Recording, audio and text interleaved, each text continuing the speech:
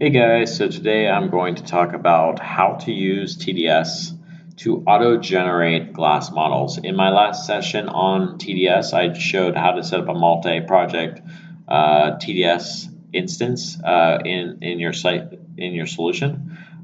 In this one, I'm just going to show just how to auto-generate glass models. If you're using glass and you're using TDS, then this is a very great session to watch. So to get started, you're going to need to first start out in Visual Studio. So if we go to if we right click on TDS.master, go to properties, and just to clarify, I'm working on my old solution, the same solution that I used in that previous TDS tutorial, which I'll have a link down in the description below to that initial video. But if you go to this tab, you'll notice that there's an option for enable code generation. Once you're on the code generation tab, just click that option and just click save. Don't worry about that for now. And what we'll do is we'll go back here. And now what this has done behind the scenes, if we go up to instance testing, it's created this code generation folder.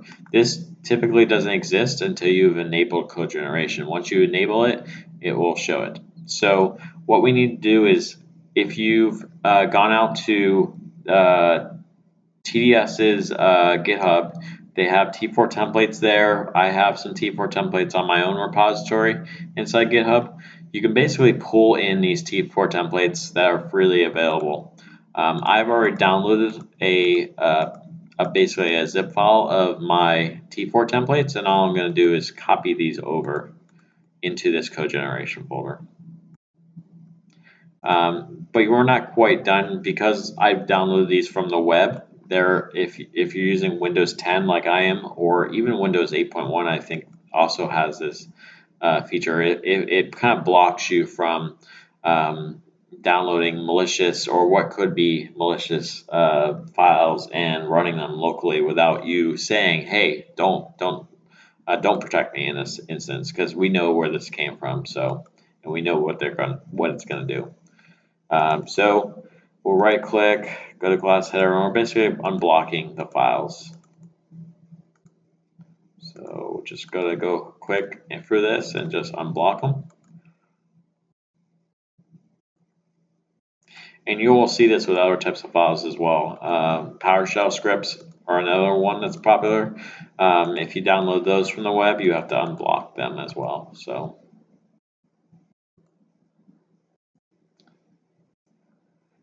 just like that. And now we're good to go. These are all ready to be pulled in. So now we can start working off this file. So we can start configuring some of these options. So the first option is a target project. This is just a project that we want this code or this file to be put in. So for example, our options are instance web or instance data. I want this in the data project. So I'm just going to select the data project. Models.glass, this is the path, basically, the code generation target file. This is where it would show up. So I want it to show up in a models folder here with the name glassmodels.cs. And then lastly is the base namespace. So this is a kind of a namespace that it's going to use instance.data as the initial part of the namespace, and then it's going to append models to the end, and then it's going to use the same structure from Sitecore. So if you have, which I'll show how to customize here in a second, but if you had instance.data.models, and then the templates that you create are under Sitecore/template/instance, what you would end up with is an instance.data.models.Sitecore/templates.instance.contributor. Well, contributor wouldn't be the namespace, it would be in a class, but basically a very long name. So I'm going to show how to customize that as well.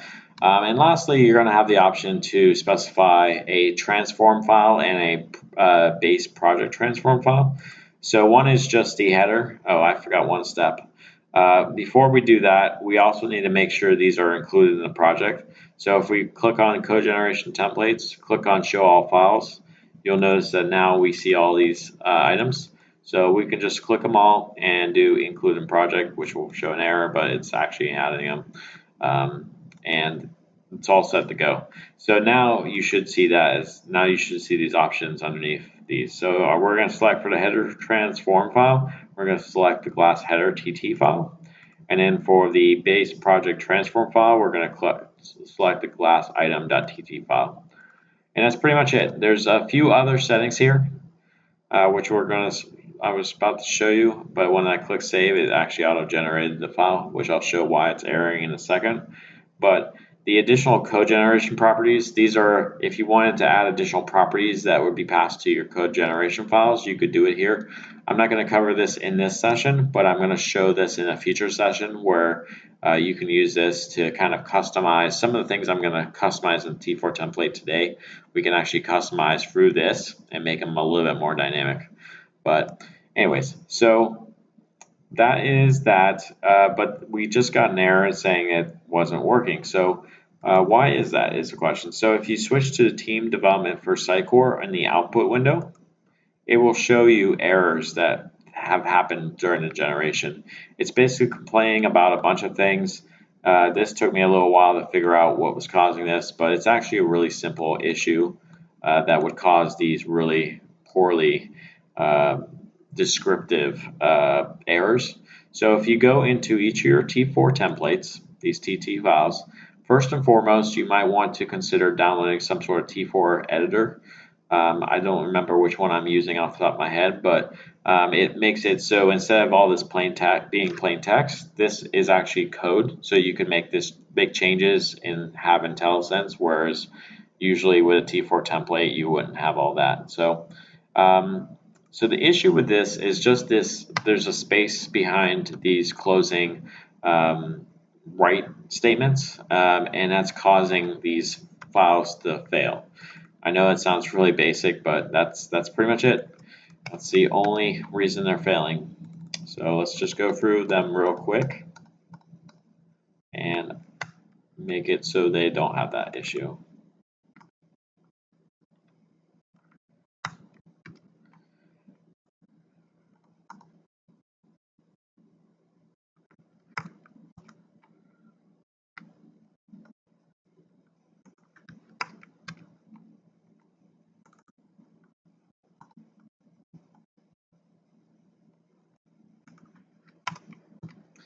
Just like that. So now we want to auto-generate again. All we have to do is right-click on TDS master and do regenerate code for all items.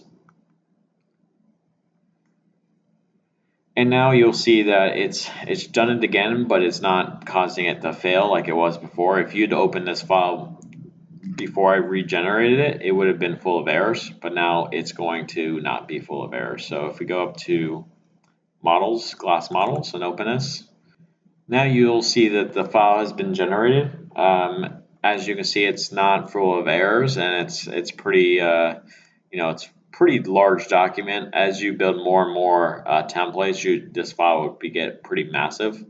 I'm just going to show that the instance.data.models.instance.base. So basically, I've actually have it already stripping out .sitecore.template. This is something I've added into my custom T4 templates that are on my GitHub, but I actually would prefer to remove instance as well. So I can show how I would make that change. So if we go to the helpers TT file and we scroll up to here, you can see I've already got it removing the sitecore.templates from the namespace it's building, but I actually wanted to remove .instance as well. So I'm going to remove all that from the kind of default thing that's generating. So if I save that and do regenerate and click yes, which that would stop showing up, you can see now it's instance.data.models.base, or all these are basically get an instance.data.models. So it kind of represents the file system as well. So instance.data.models, and then I would have all my models inside this models folder. So that's pretty cool, right? So let's talk about some of the customizations you can make to TDS, the auto generation. So one of the scenarios is we had a contributors field. So let's go back to Sitecore.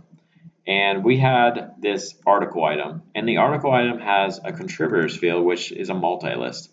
Now, by default of the glass generation is it would create an enumerable of GUIDs, or basically the contributors field only stores a collection of GUIDs. But ideally, what you'd want is when you create a property called contributors, wouldn't it be cool if it was enumerable of the specific object type?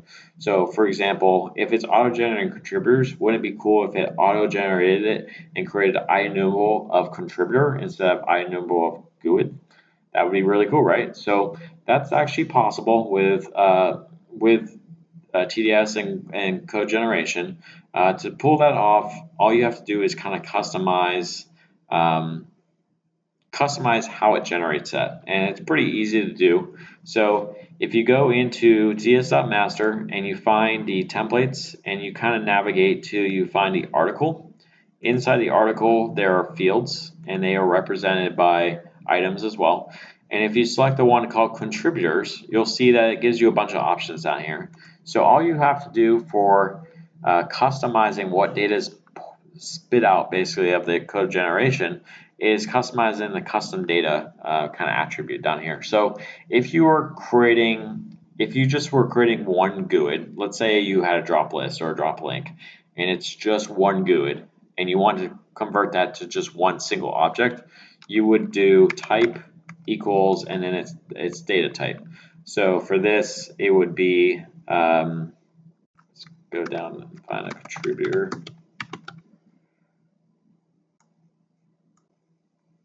So iContributor, it's in the models.content. So really all we would need is models.content.iContributor, I believe.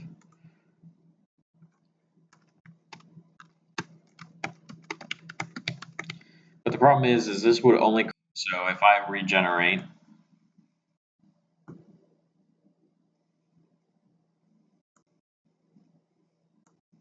I might even get errors because I don't know how it would handle that scenario.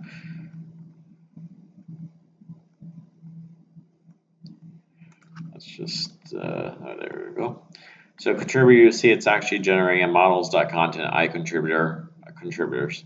But we don't want that. We want an enumerable ideally. So there's actually a second option that we have if we right click, or don't have to right click necessarily. If we change this to generic instead, so generic equals that, basically it's going to build an enumerable with this as its type. So generic method basically.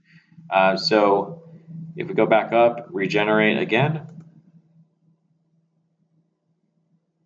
you'll see that it now switches to enumerable models.content.iContributor. So now when we get an article item or article object with glass, we can call .contributors, and .contributors would be it would have all the properties that a contributor object would have. So it would have the title, its image, etc.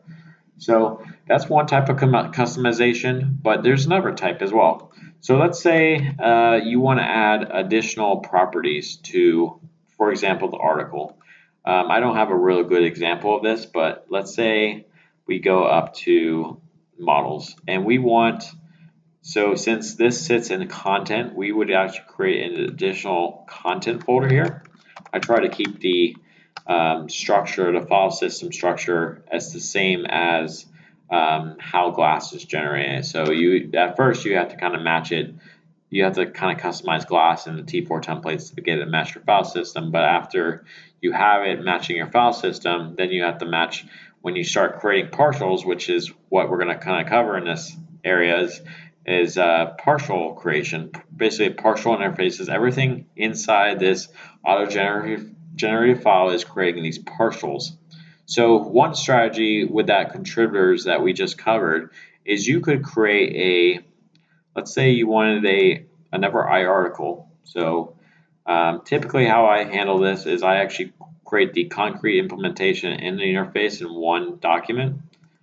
So in content, I would have, and it depends on your naming conventions. You could have iArticle partial.cs. That's typically what I like to do, just so it's obvious it's a partial.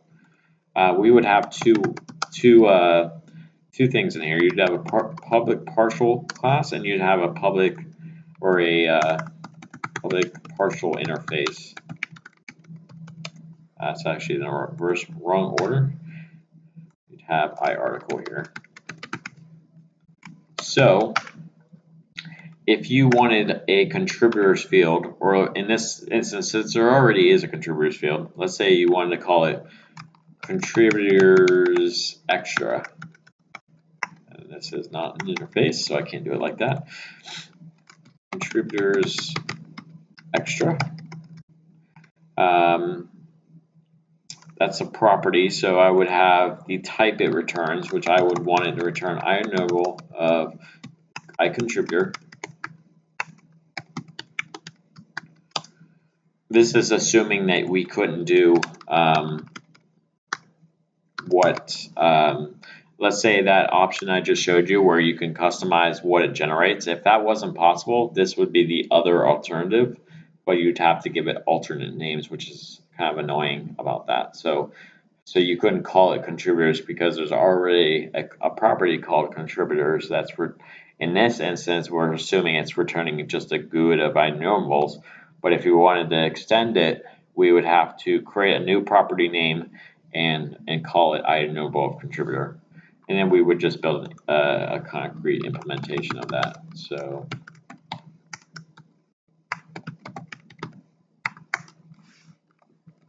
contributors extra get setter. So that's pretty much it. And now you would, when you call, since there's two partials, basically what the engine's going to do, it's going to take those two partials and combine them into one. So when you call iArticle and you say when you call contributors extra, it would return iEnumerable contributor.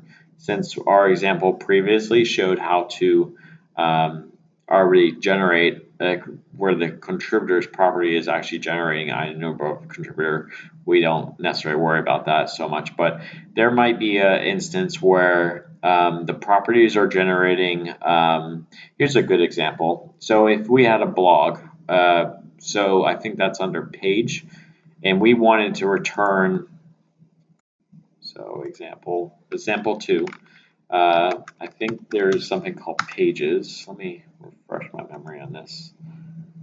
So yeah, pages, and I believe it's called the blog. So iBlog. So we'll create a new class. We'll call it iBlog.partial.cs. And we're going to public interface, public partial interface it, and public partial class blog. And let's say we wanted to get all Sitecore children. So basically underneath the blog there is articles, and we can actually do that by just calling Sitecore children as an attribute, and then we can do public, this is an interface, we can do that, iEnumerable iArticle, and we have to resolve that, and we would call it articles. And lastly, we'd call on the concrete, we'd do the same, Sitecore children, public iEnumerable iArticle, articles get set. So just like that, we're actually now creating a new property that makes sense. The existing example didn't make sense as much because we'd already solved it with the other one, but Now, if we got a blog object, we'd be able to get its articles. This obviously is not very efficient because there could be potentially thousands of articles underneath this. And getting them all in an iRenewables all at once doesn't make any sense. You'd probably want to use Lucene or something like that to customize and even paginate the data that's returned. But it's an example of what you could do. We've used Sitecore Children. If we have like navigation items, we could get basically a nav item could have multiple sub nav items. So we could say Sitecore Children. You can do a Sitecore query as a attribute as well. So you could say get all children that are of a specific template type. Lastly, one last topic I think is important to note. So let's say you've built a custom field. This is not a common scenario, but let's say you've built something that returns and you've got this specific model type that it returns, and you want to basically your T4 templates, you need to instruct your T4 templates how to render that or that object for that type of field. So because it's a specific type of field, I can't remember which specific item or T4 template it's in. All right, here it is. So basically, there is this giant switch statement that looks at all the different field types that are coming from Sitecore. So some of these don't even have return types, which you might want to customize. One I see often customized is the name lookup value list. We might want to also return a name value collection. There's some other ones here where you might just want to return a text box, things like that, or a string or whatever it may be. So so this is how you would customize that. If you create a new custom field, obviously that custom field would need to be a new case. So you'd have a case for whatever, and then return its type. So kind of like the multi-list, it returns an iRenewables of GUIDs unless generic is specified, which is if we go up to the top, we can see kind of how all that data, the custom property field handles all that data. Basically, it's doing a check to see if it's got type, if it's got generic. If it's generic, then it pulls that value in, and then it does basically it builds a string from that. So it's kind of cool. It's definitely useful for customization. You could probably take this quite far if you wanted to play with this T4 templates further, but yeah. So that's a very quick introduction into Sitecore, how to take the TDS project, auto-generate these glass models, and make some very simple modifications to them. I'm going to cover more modifications to glass and how to do some more code generation topics in the next coming few weeks as my trial will eventually expire for TDS. So be on the lookout for that. So hopefully, if you have any questions, just feel free to reach out to me and I'll be happy to help.